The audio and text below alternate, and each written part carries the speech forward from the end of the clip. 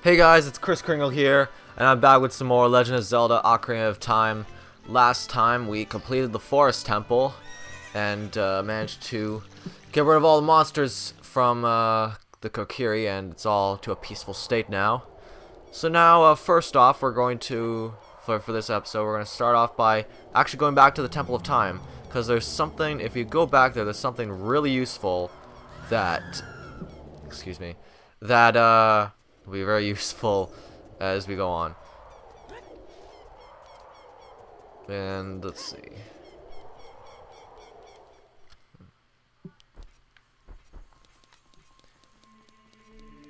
So I believe if we go into the room where the pedestal is, there should be a cutscene. Now yep.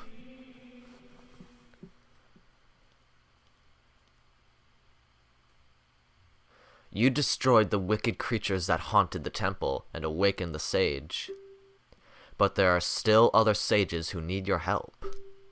In order to awaken all the other sages, you must become even more powerful. You must travel over mountains, underwater, and even through time. If you want to return to your original time, return the Master Sword to the pedestal of time. By doing this, you will travel back in time 7 years.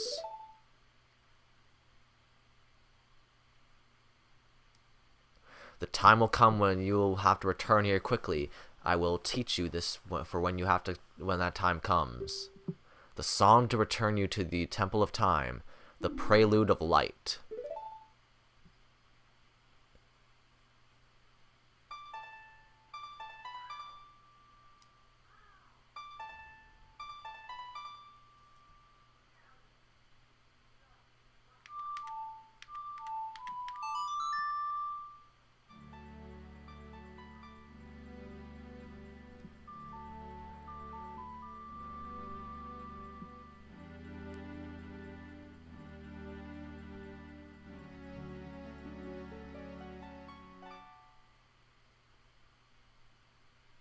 You have learnt the Prelude of Light. As long as you hold the Ocarina of Time and the Master Sword, you hold time itself in your hands. Link, we shall meet again.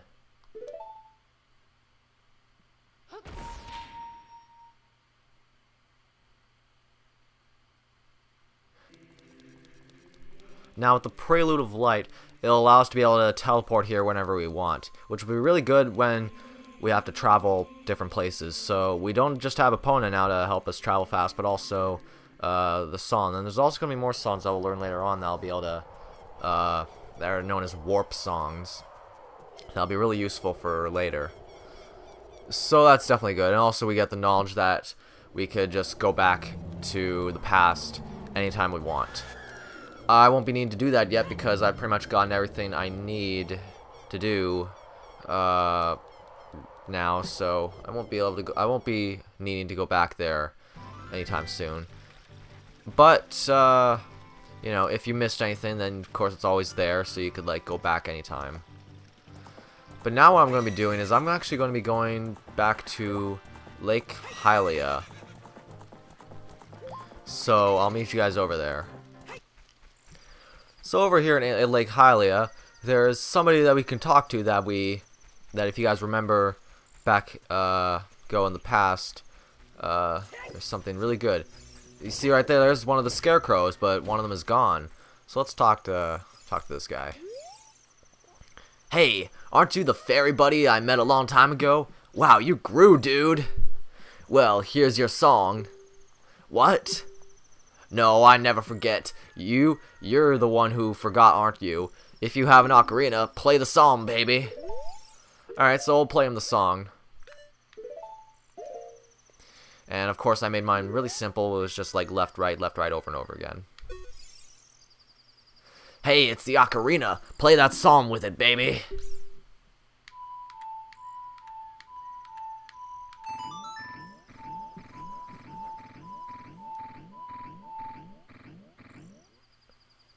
Oh yeah! Okay, Kool-Aid man. That's it, that's the tune! You rock, I'm blown away! Oh, no, no, no. I didn't forget the song. I never forget anything. But I just feel like rewarding you, baby. I have a good idea. My buddy Pierre is wandering around, so play that tune when you want to call him. I'll tell him to help you if he's nearby, and here's the song, baby. So, Pierre will be able to, like, help us. If we play the song, then it'll make, in certain areas, Pierre will appear, and he'll be able to help us with certain things. So that's definitely really good. Alright, now that little side things now we're going to get back onto our main course, because we're going to be soon tackling, we're going to be soon finding our next temple, and exploring, like, the areas that we explored in the past, and gonna see how much they're different, because I think our next stop should be the Goron village, or city, you know? We're going to see the Gorons again. Alright. So I'll meet you guys over in Kakariko. Now, while I mentioned before that not much change in terms of like how much this Kakariko was taken over when Ganondorf was in power, but there is the major thing that changes. This building, like right here, finished construction. This is the shooting gallery. And if you guys remember how well I did at the other mini games before, this might not go very well. So let's talk to this guy. Do you want to play a game? It's 20 rupees per play. Sure, why not? Okay, this is a game for grown-ups. Hyrule's famous shooting gallery. Take aim at the targets from that platform over there. Can you hit 10 targets? You get 15 shots. Draw your weapon with B. Are you ready? Go for a perfect score. Good luck. So this is pretty much like the slingshot one, except with bow and arrow. And if I remember correctly, then this one should be like kind of similar, except like the order is different. So that's the only thing that's really like that that really changes that much.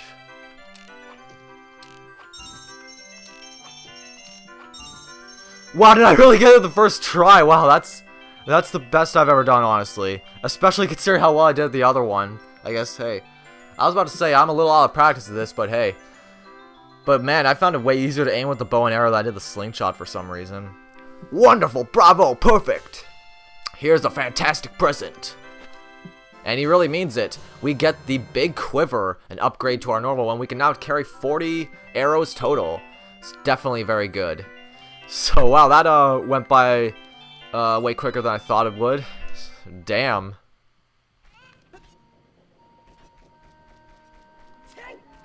It kind of sucks because I was going to like tell this funny story I had before I was going to record, but I could probably I'll tell you guys in a sec. But now with all that stuff done, we're going to head up the Death Mountain right here and see how different that is. We see the guards gone and the gates, you know, not really there. And these guys are still assholes, so, you know. And, in terms of looks, really the only thing that changed really is these boulders are here. And also there's a falling boulder there you want to look out for. Pretty easy to avoid. But if you remember, when we planted that plant here, we can now ride it up here and get a nice heart piece out of it. Alright. And now we have 12. That's pretty good. We technically could have got that one a little bit sooner, but like if you did a backflip off the top thing. But I wanted to do it kind of in a better orderly fashion than that. And, you know. But yeah, anyway, I'm going to head back into Dongo's Cavern here because, if you remember, there's 2 Skulltulas we couldn't get to. Or at least, I don't know if I told you that, but yeah, there are. Great job by me to deliver that. But yeah, and we have to be like Adult Link to get these because there are certain things we have to do to get them, and one of them is over here. And luckily, things will be blown up in the temple stay this way, so you don't have to like do a bunch of stuff again. But in here, I'm just gonna have to get rid of these guys first because they'll be really annoying to deal with if I don't kill them.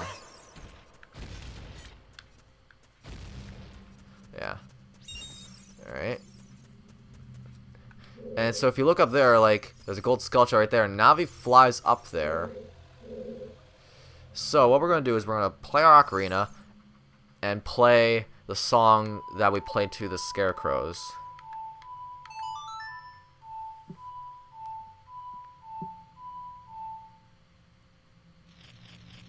And of course it didn't work for a second because I need to be like, I think I need to be in a certain spot to get Navi to freaking, oh jeez. Yeah, alright.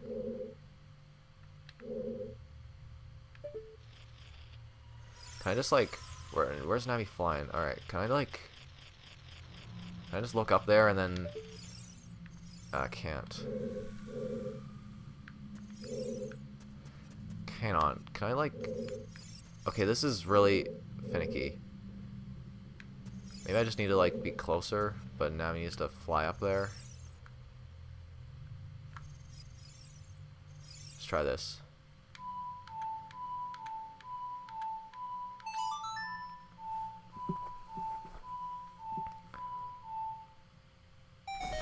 There we go. And that makes Pierre appear. And now we can use him as a thing we can hookshot to. So, if we just like hookshot to him, like usually on his actual post, but his head works as well. And now we can actually get this gold sculpture. Very nice indeed. So yeah, alright. And now the next one, I think it would be easier to go back through to the center room to get. But while I'm doing that, I'll tell the story I was going to. So, before I was recording, I booted up the game, and for some weird reason, Link was moving on its own. I wasn't moving the analog stick at all, and it wasn't like messed up. It was in the neutral position, but he was just like kept moving. He was like going left like all the time, and like something like this, where he was just like moving.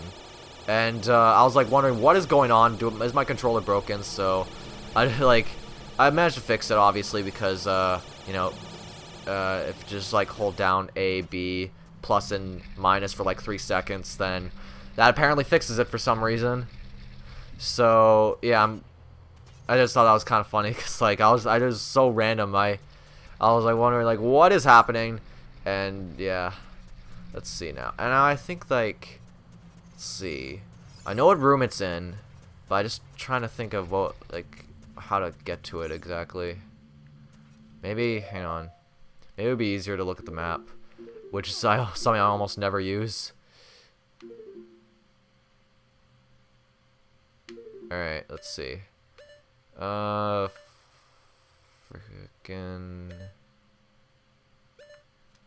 No, that doesn't really help. I'll just kind of like go back this way, I guess. Because I don't think it's this way. I think it's like... I think I have to go down? Like down... It's not through that door, by the way. In case you guys were wondering. Might be through this way, but... I'm not sure. I might cut to like when I actually find the room. So yeah, I'll be back when I find it. Alright, so I found it. So it's over there. And now that we're Adult Link, we could actually... Well, not that we're Adult Link, but because we made it through this way, these blocks are up. So now we can make it up through here and get this gold sculpture. And also, the reason why we couldn't do it before is because we needed the hook shot. I think that's basically why. But yeah, anyway, those are the 2 sculptures in here that we needed to get. So we're just going to make it out of here now.